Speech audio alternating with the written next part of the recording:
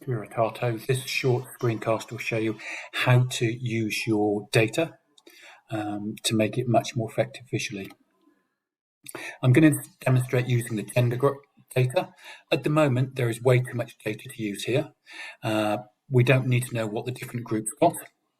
So to get rid of that information, you click on B, you press down Shift, and then you press on F. This highlights all those columns. You then right-click, hide columns, and then to create the graph, you highlight the area that you want. You want to insert a chart, and hey presto, the chart is created for you. You'll now need to edit the chart. So when you're looking at it, you make sure that in terms of the chart, you've got the right style. So pie chart will be fine. You could also have it as a bar chart, entirely up to you. We're sticking with the pie. Okay, so we will need to customize it. We will need to look at the title.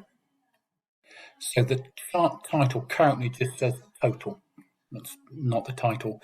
So you would type the total in here. Remember, it must start graph 1 or even graph 1, and then you could put the question, or you can just state what the question is, entirely up to you there. But you would put graph 1, gender of respondents. All right. We have no other stuff to go on. That has everything. Do we need to have anything in the legend?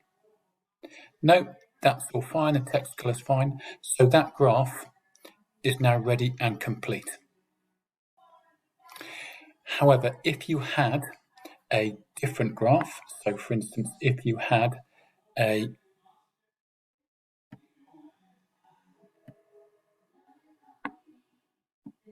no, we're not looking for pie. Sorry about this.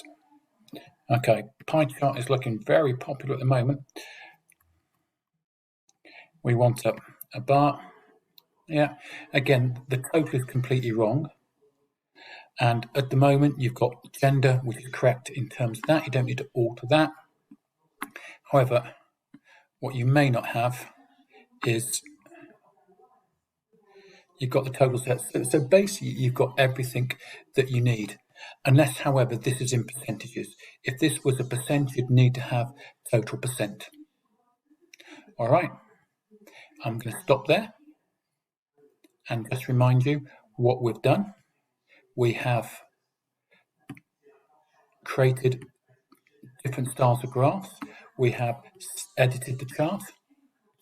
And on top of that, I've also shown you how to make some of the rows disappear. That's all.